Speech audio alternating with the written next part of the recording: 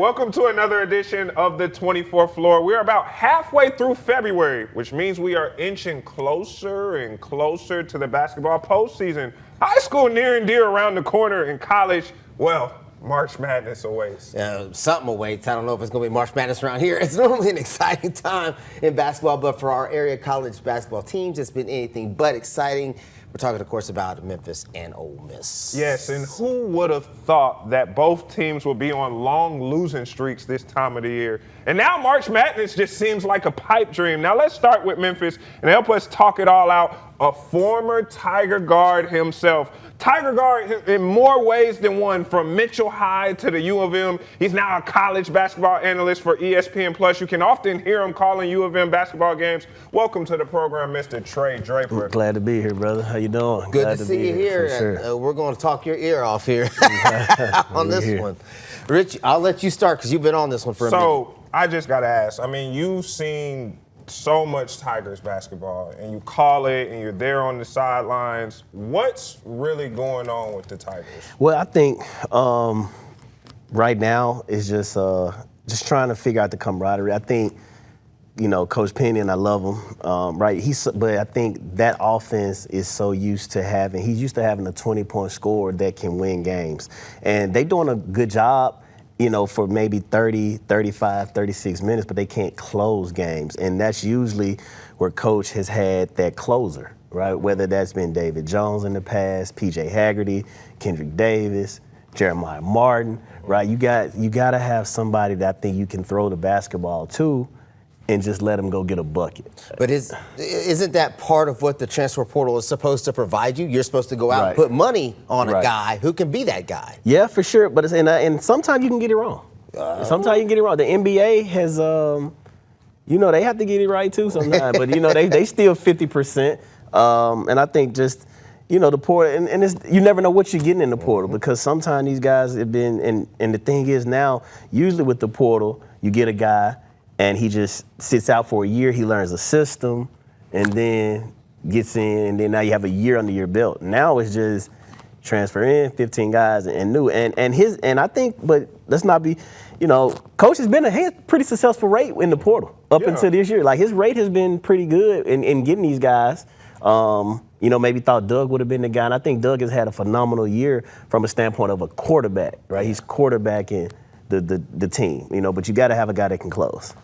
So when you look at the Tigers, 12-13 record overall, 7-5 in the conference. Now, obviously, we're at this point where conference is the only thing that matters, because the Tigers ain't going to get in that large bid. Right. But when we look at that record in the conference, this team is 4-1 at home, but 2-4 on the road. So why is it like night and day with this team? When you look at their last two outings, it was on the road. They lost to North Texas, a team they beat here, and then they lost to Utah State. Now, that's not a conference opponent, but they just did not look good in that game. It seems like it's two different Tigers. So what do you think? Why do you think they just can't win on the road? I think that's where it comes with just that guy, right? You got to have a guy.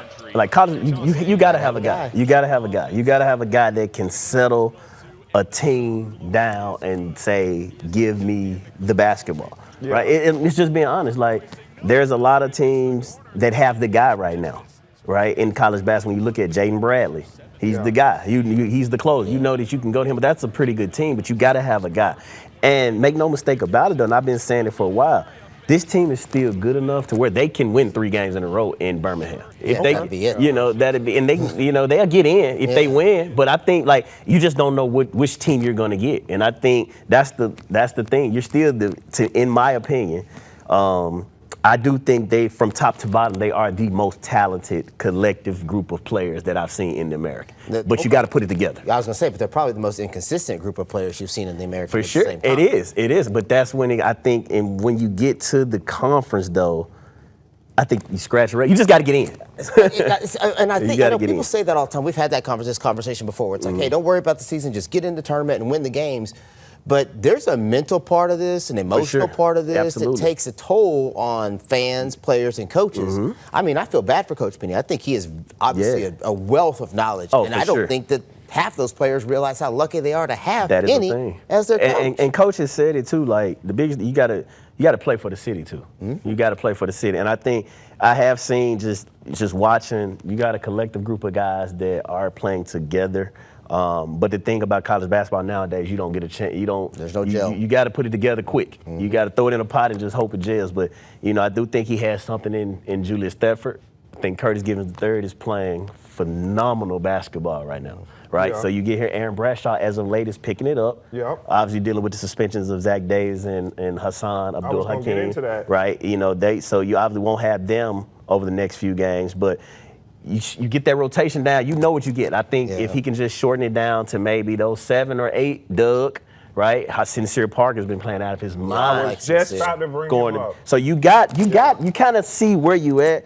And maybe just put it into those 6, 7, 8 guys and just and let the chips fall where they fall. So let's talk a little bit more about Sincere Parker. That's a guy who has come on strong of late. I think he's averaging about 12 points a game. He's had at least 20 points in the last 3 games, including that 40 ball that he had against UAB. This is one of the guys who Penny really went after in the portal because he came off McNeese State. Absolutely. So he has that experience playing in the March Madness and everything. And he's obviously a guy who took some time, but a guy who can kind of light it up off the bench. What I'm surprised about him is with Penny always changing the rotation so much, I'm wondering why he's not starting yet. And why do you want to kind of keep that scoring punch off the bench? Right. And so from my basketball knowledge and intake, I think he's instant offense. Yeah. Right. So if you go back into the days of Lou Will. I was just about to bring that up. Jamal Crawford. I said this on air a few games ago. Like, you know what you're getting from there. Yeah. If you put that into that lineup with that starting group, how much do you allow him to go into what he is, which is a natural born scorer? Yeah. Right? Sometimes he may need to be in that second unit where when he comes in, some guys just analyze the game better coming off the bench, and they say, okay, I know where I need to make an impact, right? Or he's guarding Julius this way, he's guarding Curtis, he's guarding Doug that way. So you kind of get a view of what the schematics are. You see what the schemes are. Okay, they blitz and screen, so maybe coach can, right? So that's a coaching assignment. And if you even go back to his days, because I worked for Coach Wade, who was his coach at McNeese, now at NC State, and he came off the bench there some, right? So it's not out of his picture. Some guys just go to the coach and say it. Coach, I want to come off the bench. Some guys are better off the bench. And I'm gonna play 30 minutes. I know I'm gonna get it. I want to come off the bench. And for some coaches, you need that guy to come off the bench. No, you need that bench because you need that energy burst. Well, and then the thing about Sincere Parker is, and he's instant offense. Yeah. Like, for sure what you're getting. Yeah. He's coming into the game to score the basketball. He's not looking to make plays, well, he's coming in to score the ball. I'm just trying to get buckets, bro. And as of late, I think he may be the guy. And that's something I've been saying on this program all along. They need a guy. He may be the guy. And I mean, not to get too much off topic, but last year we had P.J. Haggerty. For sure. And then P.J. Haggerty left to go to Kansas State. It ain't going so well over there with Kansas State. We'll touch on it in a little bit, but I've heard a lot of chatter on social media from Tigers fans. Do you think if P.J. Haggerty had stayed that this team would be different? Well, I think it for sure be different. Yeah, because you talking about a guy that's the best scorer in the country, really. Yeah. And that's not just going out on opinion. That's saying he led the league, he led the country in scoring last year. He's top 3 or 5 this year. So yeah, for sure, definitely different. But I don't think you have a lot of these guys that you have because you may not have to go out and get a couple more guards, right? You may go get a Doug. And then you may go get some more bigs and you can't afford them, right? But that's the biggest thing. Is more a lot of money different. Is one guy really going to make all that difference? Because of course, the Tigers at times they go flat where they can't score. But what I'm noticing lately, and Ruben and I hit on it a few weeks ago, is these dudes foul too much. And I know you see it. Penny will just have his head in the sky and be like, "Stop fouling." And it just gets bad, and they have these lapses where they can't rebound. So of course, they need the scoring punch. The scoring wins games, but it's just it's too many issues going on with this team. Right? Yeah, it's definitely some different things, obviously, but I definitely think it just results back to closing games, right? Because Memphis is in game outside of the Utah State game. They're right there. Yeah. Right? They it's not like they getting blown out every day. No, that's not the issue, but I want to make sure I really say the thing about he's had some really good years here. Coach Hardaway, he is phenomenal. So every now and then you're going to have that where you get it, especially in this portal, bro. It's so different getting into that portal because a kid may be good in Conference USA, doesn't mean he's going to be good in America. We just talked about he may be good in the Big 12, right? Yeah. Where he didn't play a ton, and then he comes to the American and he averages 6 points a game. It happens, right? Yeah. And I think I'm not a big fan of the transfer. I think kids should be able to transfer once. Yeah, but I'm not without penalty. I'm not a huge fan of just every year. I think it's done. I mean, it's been unjust because you're talking about we went, and I know I'm dating myself. Yeah. You say, all right, but we had to sit out if we wanted to transfer, which is one of the reasons why I didn't, or graduate, well, I didn't decide to leave, because I was Memphis, but it's like, or you have to graduate and then transfer. So I think it's different. And then when you throw the monetary, that's the big part of it, aspect in there. Yeah. It's different, bro. It becomes insane. And it's tough for a coach like Penny, who has had so much success, and the city loves him, and everybody wants him to be successful. But you said it earlier, you got to play for the city. You're bringing in a bunch of people who don't know the city. Yes, You're bringing in a bunch of guys who have no stake in the city. They're not. Yep. And this is more, you can do that in some places. Right. You can transfer into North Carolina. You can transfer into Duke. Yeah. And you're right in there, right? Yeah, for sure. But Memphis is a different animal. It's a different beast. People, and it's so funny. People, you hear it, but I'm like, but I'm like, nah, bro. It's something you really have to experience. It's something you have to experience. But I do think like I said, he has. But when I was there, we had majority of our roster was from the city. I don't know if he can still, do that. You can't do the same thing. Obviously, with he does. He's in the running for Fred Smith. Yep. You got Marcellus who will be returning. He committed and signed with the Tigers. You got Curtis. You got Julius. So it becomes a different type of pride that you're just playing for.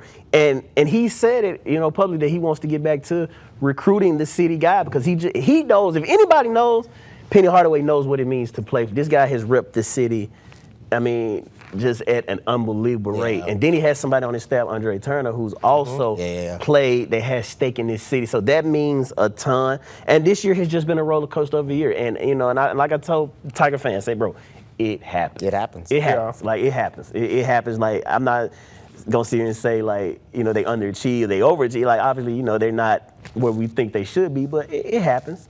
It happens. But that does not deflate the success that he has had in the last few years. So, Trey, being a former player yourself, take us kind of in the mindset of a player when you're going through these runs where it seems like it can be kind of debilitating. When we look at the Tigers, 6 games left, 3 at home, 3 on the road. From a player, what would the message be in the huddle, in pregame? We got to get one. In the huddles, like all of that. We got to go 1-0. We got to go 1-0. We go 1-0 because you and I are sitting here having a totally different conversation. The Tigers right now are 12-13. If they 18-13, going into the tournament. Yep.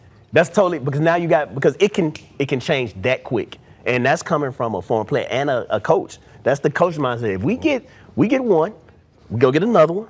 Now you look up, we sitting 6-0 in the last 2 weeks. Now they're saying we one of the hottest teams in the country. That's how fast it can change. It can literally change. So I think but it has to come from the players. Somebody on that bench it cannot come from Coach Hardaway. No. It cannot come from Coach Davis, Coach Turner. It has to come from somebody in that huddle. And what I love about our team is, my senior year, I was voted captain. Right? It came from myself, but I could relate. If it didn't come from me, it came from Joe Jackson. It came from Chris Crawford, right? We had Jaron Johnson. Like, we were a player-led team, and don't get me wrong, we didn't win a ton of games in the tournament, but we went all 4 years. We won 3 games in the NCAA tournament, 1 year. So it has to be player-led. It can't be coach-led. This team might actually have to break it down a little further and say they need to win each quarter. Let's just win a quarter. Yeah, win a half. Because, if you win, men's college basketball. If you win a half, you say we're just winning half, because that's where the real problem lies. Absolutely. Is they're not finishing the game. You got to finish. Let's just win this half. But once again, that goes back to, the players, and that's, is that Doug McDaniel? Yeah, who is because those guys listen to you, right? Is that Doug? Is that Sincere Parker? I think it could come from Julius Thetford. Yeah, just like being a Memphis guy, because because he has that. We gotta win. Mentality. Let's just win a half. Like you said, we win a half. Then we win another half, and once again, it can change that fast. Because now I can tell you right here, and that's talking to opposing coaches all the time, because we talk to them, obviously just being in the space. They know if that team clicks. It could be it, because you got the Post, you got Ingram, you got Bradshaw, you got Silla, you got Majok, right? Then you mess around and then you get Zach Davis back. You throw him in the mix at the wings. Well, they're already so talented at the right spot. It happens, and that's how fast it could click. Because at the end, you guys know just like I know, all it takes is you just need that one moment that just wakes everybody up, and once it happens, it happens. It just when does that happen though? I think that comes from inside, right? Obviously, us sitting on the outside is easy to say, but I think that truly comes from somebody that's wearing that jersey, bro. You know what I mean? And obviously, I have to give an unbiased, sitting on ESPN Plus, I have to give an unbiased opinion. But there comes the time to say, I really just be like, hey, bro.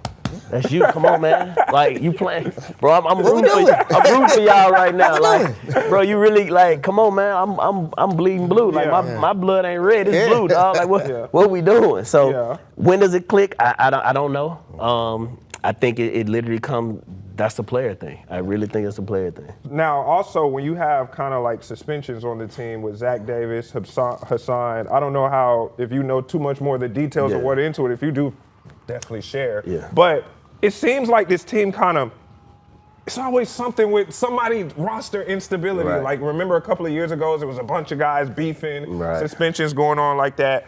For you being a point guard, and you see that, you're like, all right, how do you kind of address the team there? Because you're like, hey, man, these two are your guys. These are guys who contribute like 40 minutes a game combined, for sure. like 10 points a game, like rebounds. So it's not like these are just bench players. Like, these are guys who are real deal role players. Right. I don't know. I just know much as you got when I seen they got suspended. But I think it's Coach Hardaway sending the message, though. Yeah. I definitely think that. Like, it's our way, it's the Memphis Tiger way, or you can go on about your business. I think that's, especially we're not winning. Yeah. Now, if you're having 26, 27 points a game. A little bit leeway. You get a little slack. We're going to figure it out, But I think when you look at their record and you say, okay, there's some instability and production across the board, like, all right, I think, and I'm not mad at Coach sending a message. I love him sending a message saying, hey, this team, you're going to either play for this team or not. So whatever he's, decides to suspend them for, I think he had a pretty good reason. But when it goes to I do think it definitely creates an imbalance within the roster. But the team is so deep because you look at it, the Purdue game, the Wake Forest game. These teams have been in this same Memphis team, the Mississippi State, Baylor. Like all these games where they won or lost. When you look at, they were right there. Yeah. They were right there. So you saying this is the same team. You just don't know what you're getting. So if they decide to put it together here in February, the last couple weeks, we're having a totally different conversation going into March. I do think it's hard. The suspensions obviously can adjust to the locker room and some of that, but you're also talking about these are all, I shouldn't say all, but most of these guys are paid players. No, all of them paid. They're all paid to some degree, right? Well, Coach Hardaway mentioned the fines. Now you see Deion Sanders doing the fine. I'm not mad at it. I'm not mad at it. So these coaches right now, their hands are tied. Absolutely. Because they're having to cater to to players who have a price tag, and especially when you're in a conference like the American, you don't have the same wallet they got in the SEC and the Big Ten, and so you're having to kind of find your way to navigate through this. That's why I do think Coach Penny gets a pass, so to speak, because he's learning this process like everybody else is. But I do think that the suspensions, especially if they're tied to, I think not just team events, but like production. There needs to be punishment for lack of production. If I'm paying, I get paid to do this job. Right. If I don't show up and do this job, it impacts my ability to make income. Right. You get paid to do a job. Right. But I do think, but just but in sports though. Wait for it. How? You have a contractual obligation though. Yeah. When I signed that contract to come to that school, because that's what it is now, it ain't just financial aid. You don't pay me what you don't pay me.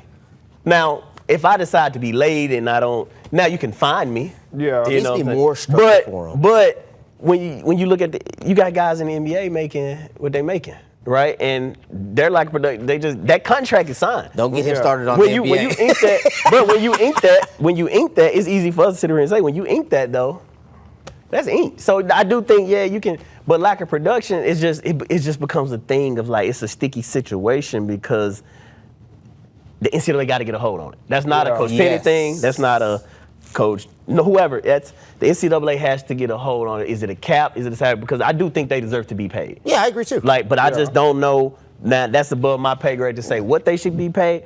But I paying them off production.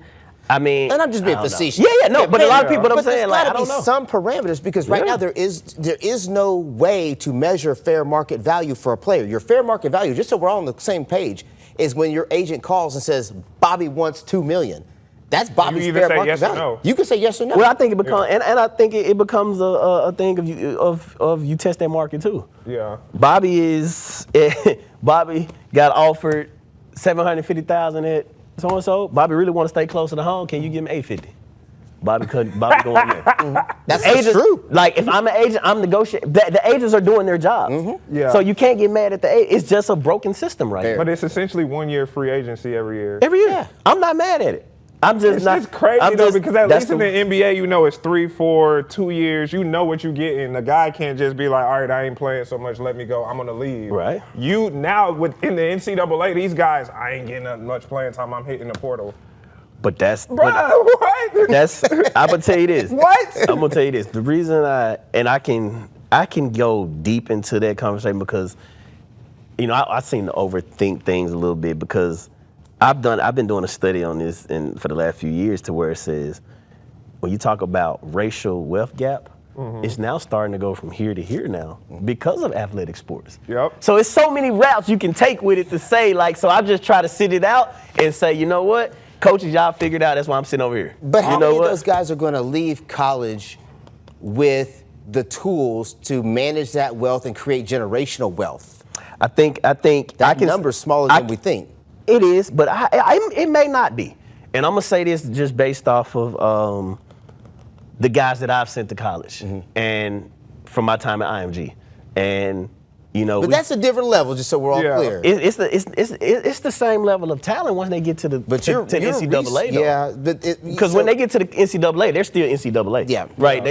They all high major. That's their resources is still the resources, but who's the coaches that's coaching? Because, like I said, when they come to IMG, they just good. Yeah, they're just good. When they go to college, everybody's in that thing. They don't have to have a good year in transfer, but they have Coach Trey that's gonna still be in their corner to say, all right, cool, what you getting at so and so? Do this. All right, well, look, with your parent, and make sure you got an agent. All right, who's your financial advisor?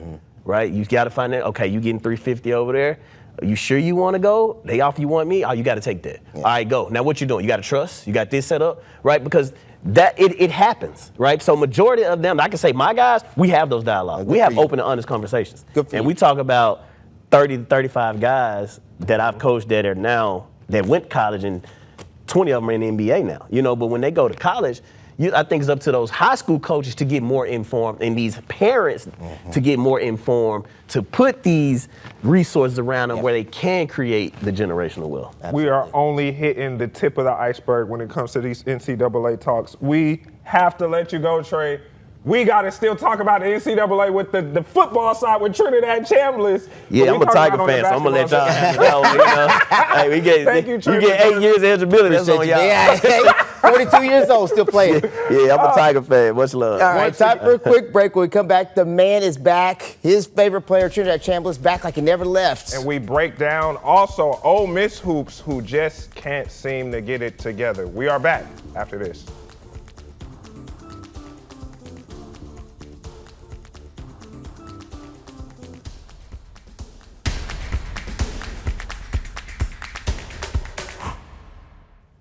All right, to the other Mid-South team who seems to be in a free fall, the Ole Miss Rebels, and I mean a complete 360. This was a team that was a March Madness team last season. Ruben, what's going on? Now we got to the point where March Madness is pretty much, I don't even know, you can talk about it with this team at this point. It's just, can you win a game? It's becoming the point where you're just trying to figure out when the bleeding's going to stop and when actually, and I think that a lot of people already are, moving on to another sport at this point in time. Well, like you said, you got to give some props to Coach Yo. Man, she if you're going to talk about basketball. Won a big one Tuesday night against Tennessee. That's a big win. I know, win. right? Had the coaches salty, not wanting to do the handshakes and everything. So joining us for our weekly discussion on all things Ole Miss, you can't talk Ole Miss athletics without him. He's the host of the Locked On Ole Miss podcast, which you can catch right here on the 24 Plus app, YouTube, or anywhere you get your podcast. Welcome again to the program, Mr. Stephen Willis. Hello, How are you Stephen. going? How's it going, gentlemen? I'm telling you, Cody McMahon, 39 points. Big. Stephen A. Smith in Oxford tonight. This Thursday for the LSU game. At least there's some hoops excitement somewhere. Coach O's doing a great job. Yeah, Coach Yo, before we get on to the other stuff, I do think we should all take a second and give Coach Yo her props for what she's been able to do with that program. Yeah. And that the win against Tennessee isn't like the biggest win they've ever had by any means, but I think it was a very substantial win given the climate of women's college basketball right now and all the conversation around schools like Tennessee. So hats off to Coach Yo and what she's doing. Especially now you're going to get to host some postseason games. There's going to be some more postseason down in Oxford. Hopefully. All right, so Stephen, at the time of this recording, let's talk about the men's. 7 straight losses, 11-14 overall, defense collapsing, rival loss at home. I think this is identity crisis territory. Yeah, it's not a good situation at all. It's one of those things where you see them play together. Whenever they play well, they play really well. They just can't put those spurts together for more than a couple of minutes at a time. And their valleys that they go into are, you can't really come back from it. I mean, we talked about the game against Texas last time I was on this. Ole Miss gave up 2 14+0 runs over the course of that game. And you can't do that in the SEC. And it's one of those things that you're going to hire a general manager. You've got to evaluate better in the transfer portal because, listen, we can talk about the portal all the time. The reality is high school is still the preferred method to build people because there's more volatility in the transfer portal game because if you miss an evaluation or two, you got a major hole in your team. And I think that's what happened this year. Not only do you have a major hole in your team, you have a major hole in your budget because you just spent millions of dollars on people who are not producing, and now your fans are frustrated because they know you've spent millions of dollars on people who aren't producing. So to your point, I really hope that all of this, and this isn't just happening at Ole Miss, guys. This is happening at UCLA. This is happening at Kansas State. I mean, you're seeing it happen across the country where coaches are saying, I'm tired of these guys who aren't invested. They're taking the paycheck and not producing, which is what they expect. So I wouldn't be shocked to see a push in the next couple of years to more high school recruiting, still building a foundation and then plugging holes with transfer portal kids. I think what Deion Sanders at Colorado's doing, I think that's going to take hold. That'll be the first step, and that is where fines are actually a part of what's going on, to where there's a financial incentive. If you can't buy into the tradition, to the school, all of the stuff that make fans, we get it. You're making money now. There's a mercenary aspect of this. We're going to get our way another way, and that is through fines of performance. Stephen, you missed we were just kind of basically talking about that with Memphis because Penny, he's basically been finding guys. The big guy for the Tigers basketball team, Aaron Bradshaw, he was a big-time player for the Tigers, and they spent a lot of NIL money on him, and he's been finding. So, I mean, I think since we're on the topic of high school, now when it comes to Memphis, we talk about the local products and Penny recruiting locally, but I don't know if you can say the same thing for Oxford because Oxford definitely isn't as big as Memphis. So for Coach Beard, he has to kind of go a little bit wider. I don't think that the best high school talent in Mississippi is enough to win in the SEC. What do you think, Stephen? Yeah, the numbers have gone down. Jackson used to be a hotbed back in the day. But what Ole Miss has to do is the same thing that Mississippi State has to do. The same stuff that Alabama has to do is you make a 4-hour halo around your campus, and you need to try and cobble together as many high-level recruits as possible. That'd be Memphis, Jackson, Birmingham, Nashville, that area. If you can get 1 or 2 players from there and the rural parts of Arkansas and Mississippi, those random players that pop up, you can have the stay-at-home team that you want. The reality of it is most of these guys are just throwing it out the window, and we're going to recruit national. Ole Miss is recruiting Atlanta as much as anybody else, and they're going to go to these major hubs and try to get a player or two. It's going to take a little bit before they right the wrong on this thing, but hopefully we're on that path at least. Let's get back to what's happening at Ole Miss right now, which is losing. How frustrating is it for the fan base? Especially you're coming off a phenomenal football season, right? And high expectations in basketball. How frustrated are the fans?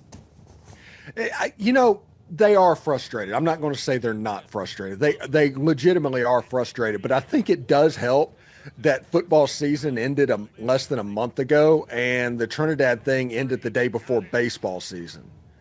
And I think that helps a little bit as far as the hand-wringing of what's going on. Otherwise, it would have been what's happening on January 20th. People are getting upset about it because it's the only news story that is out there. With everything else, it's like, oh, my goodness, Ole Miss is 3-9 in the SEC right now. I guess that's not bad. I mean, Ole Miss baseball is taking on Jackson State or Missouri State. I guess we can do that. Or Coach Yo is actually turning up as well. So I don't know if they're as frustrated as they would have been if football wouldn't have been so great this season, if that makes sense. I agree with that. Now, we talk about the fans, but obviously it's the players that play. And I have a locker room question. Do you think these players are still bought in? Because it seems like it's just been a morale drop in February, which is crazy because, February is supposed to be the month of love with Valentine's Day, but these guys, it doesn't seem like they're having fun out there. Yeah, it doesn't look great. You never want to you never want to use the Q word because they're trying really hard. I mean, Chris Beard's trying literally everything he can think of to strike a chord right now. Losing by 20 to your rival at home, a team that you beat a month earlier on their floor. I mean, something's going on. Something's happening.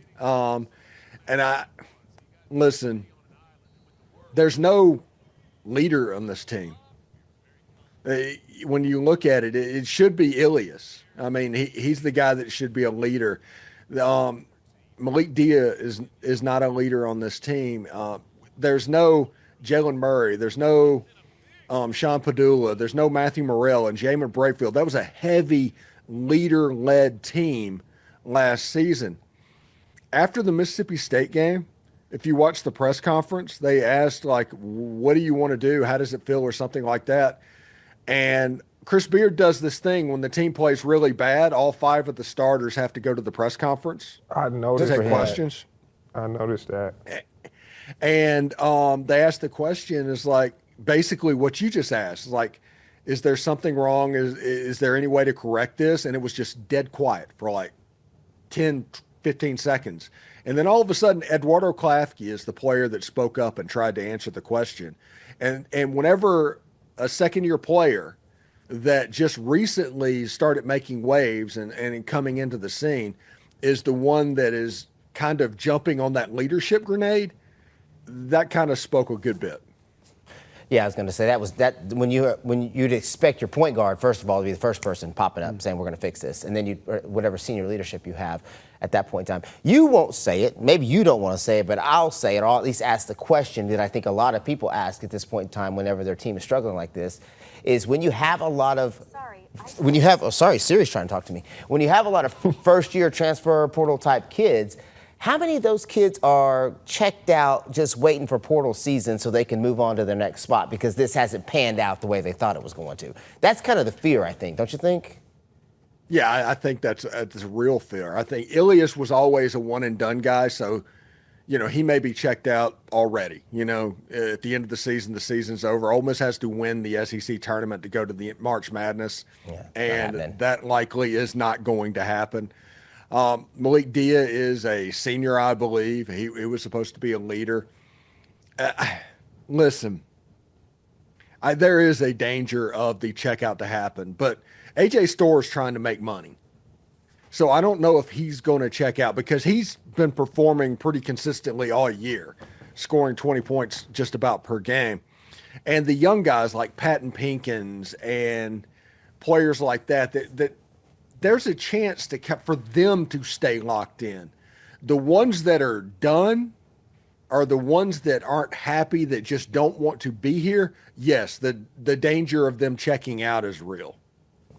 So now we got to look toward the future. I don't want to necessarily get into the offseason just yet because we're not there, even though it's getting close. We're almost there. We're about give or take, we got 6 games left. Is this an NIT team or are the Rebels just playing for pride now? I think they're just playing for pride. I think if they're at the point where if they get an NIT invitation, they would probably turn it down. Which is what teams are starting to do. Yeah. Because they're going to get ready for the transfer portal, which starts the day after the championship game or something like that. Because you can't have what happened this year happen next year, because you preach the whole time that you want us to care as fans, to be invested in this. You can't have a yo-yo of being really good and really bad, and what is the next one going to be, because the sample size isn't quite there. He has to fix this season next year and not have what happened happen again, because if it does, it's going to be pretty hard to buy into basketball, because we talked all the time, baseball, Ole Miss is absolutely a football school. Coach Yo would be in danger. I don't know if in danger is the right word, but she would be almost at the point of taking over the basketball part of Ole Miss and at that point. So we'll see what it looks like. When it looks good and when he gets there and everything gets put together, they are really good. Chris Beard's a heck of a basketball coach. This year just didn't work out. Speaking of something that did work out, can we move on from the depression that is Ole Miss basketball and move on to something that we're all, I think, a little bit more excited about, and that's your boy Trinidad Chambliss. Yes, a Mississippi court overruled the NCAA. The NCAA denied him twice. George says they ignored medical evidence. And when I say a judge, a Mississippi court judge says they ignored medical evidence, ruled irreparable harm. And look at it, Stephen. Year 6 for our guy, Trinidad Chambliss. You know, the one thing I'm going to put on my tinfoil hat for a second. The NCAA in no way wanted to win this case. They are using the Trinidad Chambliss case as a way to get eyeballs for their congressional fight. I'm absolutely convinced of it. The way I'm convinced of it is the NCAA presented no evidence in this case. They called no witnesses. They refuted no stories, and they left before the verdict was read.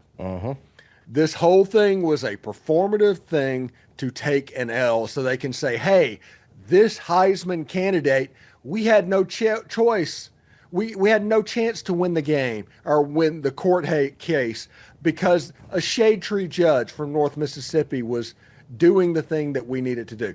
You know, the NCAA, Ole Miss did the right thing and sent it in for reconsideration after the appeal. The NCAA denied the reconsideration 5 minutes before Trinidad took the stand. You can't tell me that wasn't intentional. Yeah. So the way it worked, everybody's going to point at, and they're going to look at the Joey Aguiar thing. They're going to look at the Charles Bediako thing. This Trinidad case should have been green lighted and rubber stamped on the staff level. The fact that it got to this point was intentional by the NCAA, in my opinion. So I know we don't have a ton of time left with you, Stephen, but I'm going to second your point, and I'm going to validate it by saying they knew all along they were never going to win this case. The whole point of them pushing the case is what most people don't realize. There's going to be a hard congressional push for power for the NCAA. They need some power, and this is the only way they're going to get to that. Yeah, I agree. I think my thing, Stephen, is does this open the floodgates for similar cases? Because are eligibility rules now just suggestions? I say on my own podcast all the time, eligibility is a myth. And on one hand, the NCAA is fighting Trinidad getting a 6th year of eligibility. On the other hand, the day before, they just gave somebody the 9th in their career. Yeah. So eligibility is just a myth at this point. Yeah. It's like, get ready to learn LinkedIn, buddy. So it's absolutely crazy. Eligibility is kind of a myth, but as long as we're in this environment, you got to you got to play the margins all over the place. And Trinidad, in my opinion, did the right thing because it never should have gotten to this point.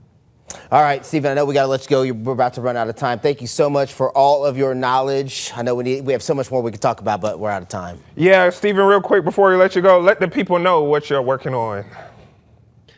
Baseball season is on the air right now. We're doing live reaction shows after every baseball game that we can. Yes, I am that psychotic. And we are having a good time with baseball, going completely all in with experts and stuff like that. You can catch it on the 24 Plus app. You can catch it on the Locked On Ole Miss YouTube page. All of that stuff, really great stuff. And as always, guys, it's great to hang out with y'all. Absolutely. We'll see you next week, Stephen. Always a pleasure to have you on the program. Time for another quick break. When we come back, we're finally going to talk high school hoops because the playoffs are right around the corner. Yeah, we're going to break down who's got a chance of bringing home state titles when we come back.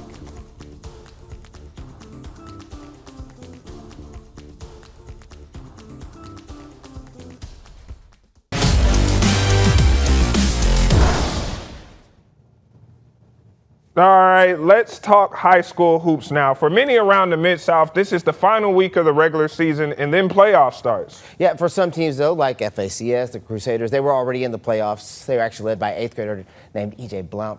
Pretty good player, right? Unfortunately, the Crusaders' season came to an end Tuesday night in Jackson. Didn't help. The Blount had a season-ending knuckle injury, though, a few games ago, kind of held it back. Yeah, we wanted to have Coach Shelby Rose on the program while they were still in it, but we'll have to table it for another time. But we still have really good private school hoops in the Mid-South. And our guest today is the head coach of a team that's probably the best private school ball club in the Mid-South and making a case as the best basketball team in the Mid-South. We're talking about the Bryan Crest Christian Saints. And joining us now on the 24th floor is the head coach, John Harrington. What up, Coach?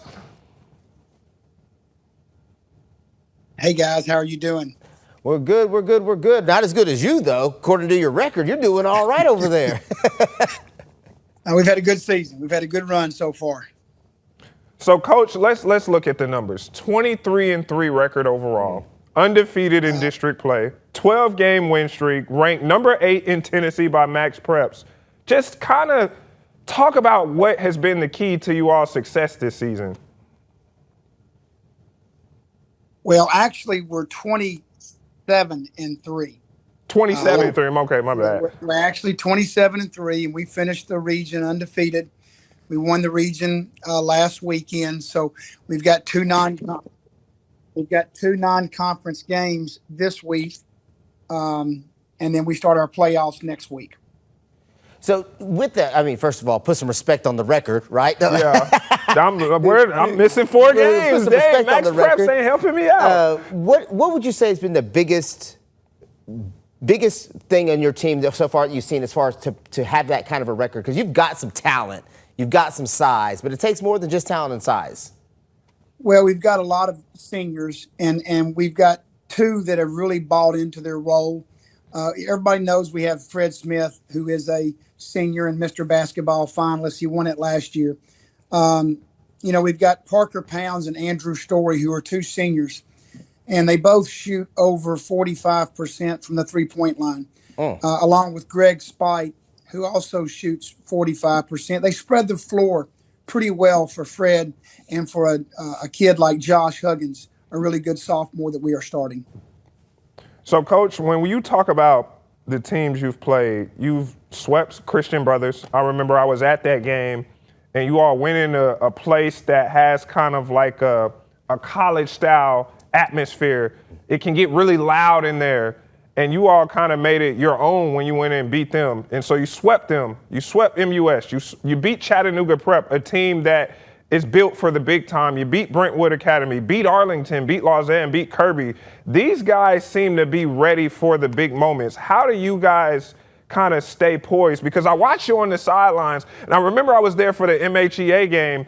MHEA went on like a 6-0 run to start the game, and I remember, you were not happy, and then next thing you know, it's just like the switch turned on, and you just dominated them, and you look at the final score, and you're like, good Lord, was it ever close?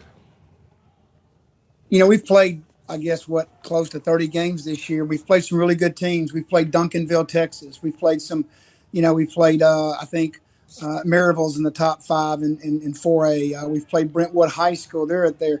So when you play a lot of good teams, you know that your team can play at a certain standard or certain level. You just got to be patient with high school kids. Eventually they'll come around. Hopefully you get it done sooner than later. But in a game, there's going to be adversity. You're going to start out slow, or you're going to start out hot and the other team's going to come back. So there's going to be adversity sometime, during your game. So you just got to be prepared for it, face it head on.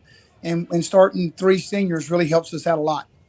When I watch the highlights of your team, when we watch your team play, one of the things that sticks out to me, and I'm a big basketball junkie, is ball movement.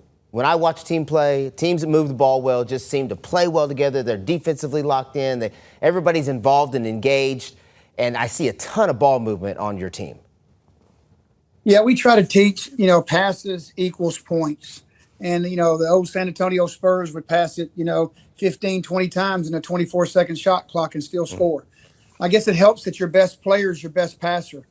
Fred Smith is averaging, close to 6 assists a game, and he's our best player. And so they know that if the best player is going to be very unselfish, then, I guess everybody else has got to be. A lot of the kids, reap the rewards of what Fred does out there. So, we're going to play team basketball, but we're also going to, we've been blessed enough to have some really good players to shine those kids. For example, Fred and Josh. So, Coach, I call Fred Smith the main one because he seems to be all over the place. A lot of times he's at the top in scoring. He's your leading rebounder. He can even get up there and assist. I think he had 5 assists in the win you all had against Pierre Academy. A guy like that, and I don't want to sound biased, and I know you're going to go to bat for your guy. He's a guy who I think probably should have been a McDonald's All-American. And when I saw that he wasn't selected or wasn't even in the conversation, I'm like, do people kind of know how good this kid is? So help me. Am I tripping? Do you think that Fred should have been a McDonald's All-American, or are we just being too biased? I think Fred could go to any team in America and help make them better. And when I say that, he could go to an IMG, he could go to a Montverde, because he's going to be a willing passer. At 6'8", he can also score. I mean, he could play any position for him. He could play point guard. He's our backup point guard pretty much. So, yes, here's another thing. Fred's playing on a team that's got Josh Hugginson averaging 18 points a game, and Parker Pounds is averaging 13, and Greg Spike's averaging 12. What's that? Close to, 50 points. That if Fred was on a team by himself, he could be averaging 25 to 30 points a game. But he's got very good players beside him. Man, that says a lot for the kid, which just helps you understand how successful he's going to be long term, because he understands it. He understands the game. He understands how to make people better around him, which is sometimes something I don't see a lot of. I see a lot of ISO basketball at times that drives me absolutely insane. So when I see a great player who knows how to play within a system, within a team, and make his teammates better, it's always fun to watch. Coach, what's next? Like, what's your hurdle? Not game-wise, but what's your hurdle as a coach when you've got them now? What do you have to make sure they're better at before your playoff run? Well, to be a state championship team, and we've won a few, and we've been in the state championship game, I guess, the last 3 years. I think the thing that you got to be good at half-court offense and half-court defense. Good teams aren't going to be able to press each other. We'll press a little bit here and there, but not in the postseason. Those are good teams. So you've got to be really good taking care of the ball. You got to be very good at defensive rebounding, only giving the opponents one shot, per trip down the floor. You got to be lucky. You got to make some shots. Of course, stay away from those little nagging injuries from time to time. Sometimes you got to get the right draw in a bracket. So, that's basically, in the season, we'll play a lot of Friday, Saturday games on purpose. To get them ready for the state tournament. We've sort of gone away from playing Tuesday night games, and we'll play Friday, Saturday, so the kids will understand, all right, we played Friday night, got to get ready for Saturday. Here's the state championship game. So it's a long-term thing to get ready for a state championship. Coach, what makes you the most excited about this? Because I've, over the years, have grown to be more excited about high school basketball postseason. And maybe it's because I've been covering it. And I remember at previous stations I've been at and just kind of seeing the runs from the district tournament to the state tournament run. it can have way more drama than that you expect from college basketball, from a March Madness run. And maybe it's because, we really relate to the kids and they're being from the community. What gets you excited about this? Because you've been doing this for such a long time. That's so true what you said, is that the high school kids are going to play for their buddy next to them. They're going to play for the kids in the crowd.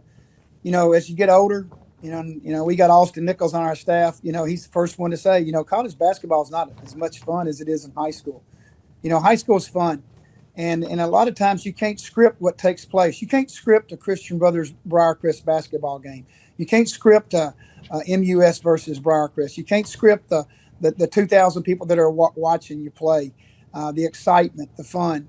And like I say, you're playing for your teachers. You're playing for your faculty. You're playing for your parents. You're playing for the kid next to you. They're not playing for NIL money. They're playing for the love of the game. Yeah, said it. I don't think we could say anything better to end this segment than that right there. Those high school kids are playing for the love of the game, and they're doing a great job of it. Coach, want to let you go, and we know you have other things to do besides just sit around and talk to us all day long, Well, thank you so much. I appreciate you, and go Saints. All right, good luck to you, Coach, in the playoffs. I have a really strong feeling they're going to do really well. When the Saints go marching. Don't start singing, just go to break. Don't sing, just go to break, brother. Let's take another break. When we got more 24th floor coming back after this.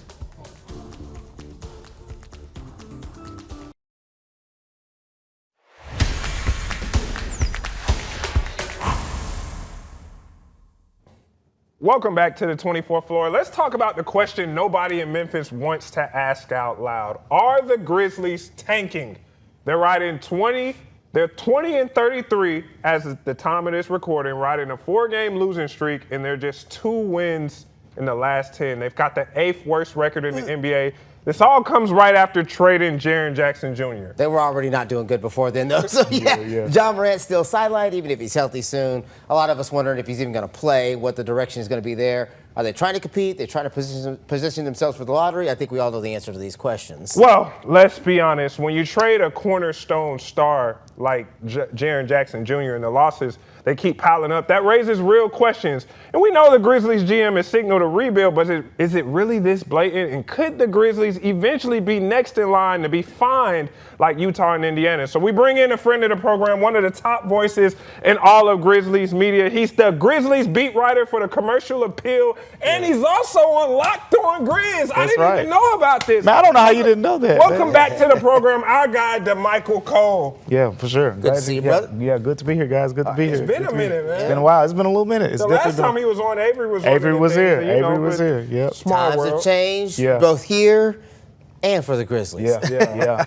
Times have definitely changed. The thing about a tank is there's no definitive definition for it, like what it looks like, how much is a team, how far is a team willing to go in order to achieve, the optimal goal, which is, a high draft pick.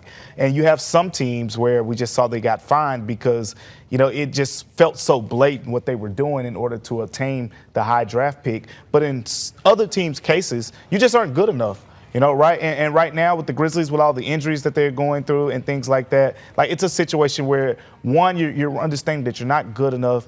And they got a tough schedule here coming up in the second half of the season. So I don't think it's going to be a point where they're going to be blatantly pulling guys out a lot to the point where they're going to be fined or anything like that. But you're definitely looking at a situation where the Grizzlies are going to prioritize some of those things that are prioritized during the tank. We're talking about the fact that a team will prioritize their younger players, prioritize development, those type of things over winning.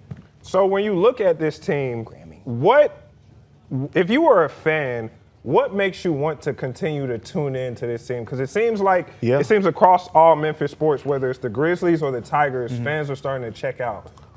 Yeah, you gotta kind of embrace the growth of the younger players. That's just what you got to do. You can't go into these games saying, "Oh, I want to beat the top teams and beat up on the top teams." You're going to get disappointed. You're setting yourself up for a huge disappointment. But if you go into those games saying, "Man, Cedric Coward's been one of the top rookies this season. Can he continue to show those improvements to give us something to be excited about going into next season?" Zach Edey, in the 11 games that he played, he looked like one of the best second-year players in the NBA. Can he continue to show that? That's kind of the things that you want to see as you go forward through the rest of the season, because at the end of the day, you're not going to see a lot of wins. Well, but isn't that part of the NBA city life, right? You know, like some years you're winning and you're heading, you're heading to the playoffs, and other years you're trying to play for a draft position. And I've heard people say, hey, fans just got to accept NBA life. Yeah, and you got to know when to pull the plug. And in the case of the Grizzlies, they felt like, look, the Ja Morant, Jaren Jackson Jr., Desmond Bane era had its run, but they feel like they've capped out. They feel like at this point, we have an understanding that this team, this era, is not going to reach championship goals. Championship goals are the goals. That's what the Grizzlies have kind of said, out loud. So if that's the case, you got to rip the carpet up. It's like if you got a big stain in the carpet, right? You're either going to get some of that spray and spray out that one big stain, or you're just going to rip the whole thing up, and they're choosing to do that. Yeah. So, DeMichael, let's go quick rapid fire. I made a full screen of, the tankathon of, where the Grizzlies are as far as draft lotteries. For sure. As of right now, the Grizzlies have the 8th worst record in the NBA. Right. So they're, okay, let's just say the draft started today. The Grizz, and let's say that whole firm. If you're a Grizz fan, do you kind of like the 8th pick? Or how do you kind of look at these college guys? Because we talk about it a lot on this program. Yeah, it's a super nice class. I mean, I love this class. I love the fact that you have the high-end talent. I love the fact that the Grizzlies have put themselves in a position where they don't have to say, oh, we need a center. Yes. Oh, we need a point guard. They can just take the approach of getting the best player available and say, oh, if that's the best guy available, we can just go out to him, because other than Zach Edey at center, everything else is versatile. Cedric Coward, he can play shooting guard. He can play small forward. So if you want to go get a shooting guard, he'll slide over to small forward. You get a small forward, he can slide over to shooting guard. You still, we'll see what happens with the whole Ja Morant saga and things, but you're probably going to be in a position where you need to go get a point guard. Jaren Jackson Jr. is gone. You need a power forward. The 8th pick, I think there will still be some high-end talent there. We could look at Kinston Flemings from Houston. That kid. Darius Acuff for Arkansas. Those Calipari guards, we know those turn out pretty good usually. So I think depending on where they land will kind of dictate, what type of player they can get. If they're more at the top, you're talking about a high-end guard, more of a wing to big type of guy with the forwards there. But if you're in that mid-range where you say 8th, 9th pick, I think point guard is probably going to be the play. Well, and there's so much. We've talked about how deep this class is compared to, in my mind, and compared to the last 3 or 4 classes. This class has a lot of talent. So even if you're a Grizz fan, you say, well, if we're in that 8th spot or whatever, we get the 8th pick, we're still going to get a quality player. You mentioned the kid from Arkansas, Acuff. Phenomenal. Dude can straight play. Flemings from Houston can play. I mean, those are great picks. Yeah. Exactly, and then you got to remember that the Grizzlies will have 2 first-round picks. They have the 2nd first-round picks, which right now is hovering around lottery to right outside of the lottery that they'll get from the Orlando Magic. So they'll be in a position where they can kind of play it that way too, where they say, hey, look, this is the guy we want to get at 8. Let's see what's going to be out there at 16, 17, and kind of get a player that can complement, that type of player. So I think from a draft standpoint, this is the year, which is why we're seeing teams kind of excessively tanking away. This is the year to kind of go find those young star players. DeMichael, we got to get you out of here in just a moment, but just really quick, and you don't have to go too often. Do you think we see Ja Morant play again this season? Right now, I don't think so. Not even like the last home stand? You don't think you see him in the last home game? Not right now. And again, we'll learn here in the near future, kind of just get some updates on just where his status is. But even beyond that, there's just other factors that, depending on how those things go, we'll see if he's going to even be around the team as much as he's been. But I don't see him playing right now. DeMichael Cole, we can catch him on the Locked On Grizz, which I'm just getting put on to. You can catch his great work on the Commercial Appeal. This guy's everywhere. We took up a lot of his time. He's on the DMC tour. You're going to catch him on a lot of different media forums. Appreciate you, man. Well, appreciate your knowledge and your information. I'm sure the people at home are glad to hear somebody besides just us say the things we've been saying. For sure. DeMichael, thanks for joining us. We're going to take a quick break. When we come back, it's the best thing we saw. Yeah, you won't want to miss it.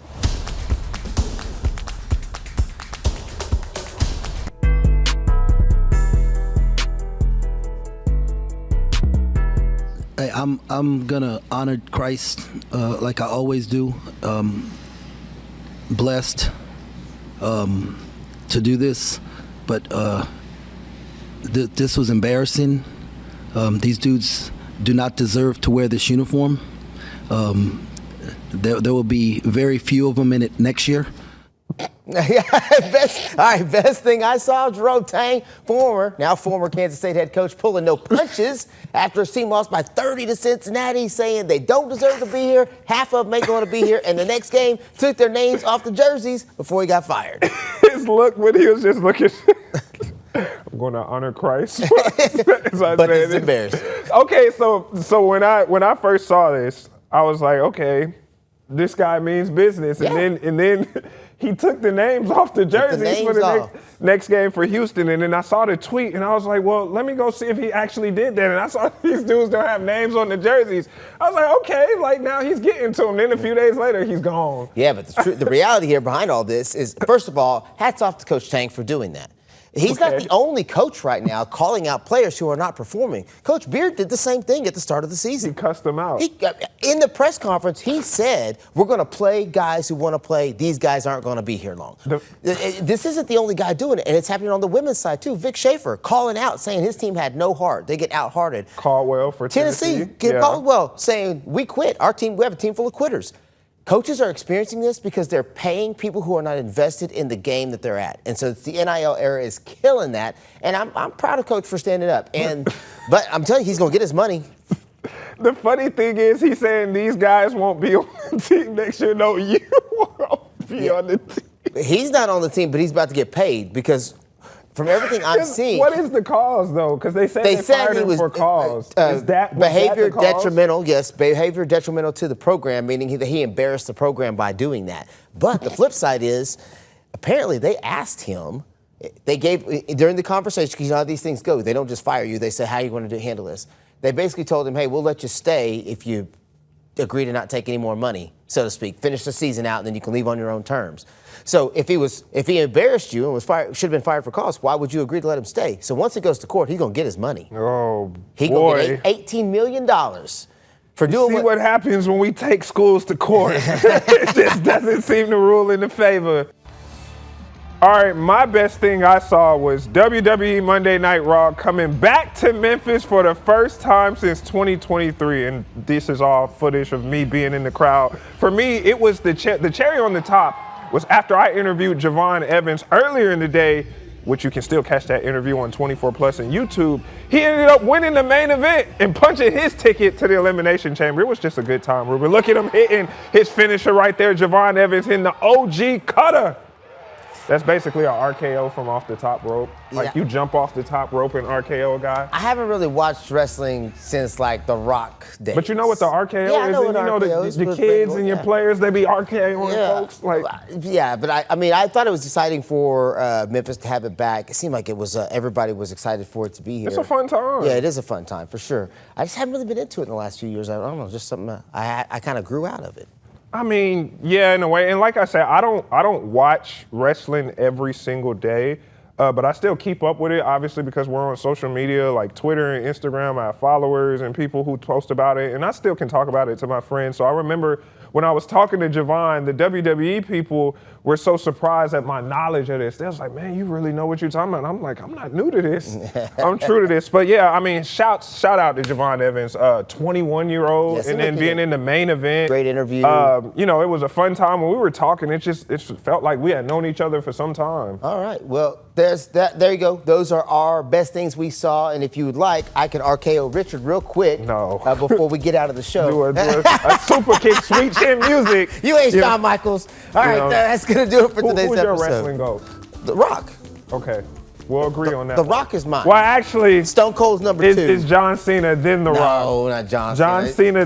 John Cena, then The Rock. I can't see you saying that. Let's get out of here. Cena beat him. Ugh. Twice. Well, actually once. Okay, it's scripted. Let's go. Oh, right. Here we go. Episode of 24. You take an attitude adjustment or a rock bottom, and you tell me if that's scripted. I didn't say it doesn't hurt. I just said it's scripted. Thank you to everybody who made today's show possible. Shout out to everyone who made today's show possible, especially Leanna Davis and Brooklyn High for their work behind the scenes putting the show together. Big shout out to our guy Stephen Willis, Trey Draper, DeMichael Cole, and our head coach, Briarcrest Christian's own John Harrington, all for coming on the show.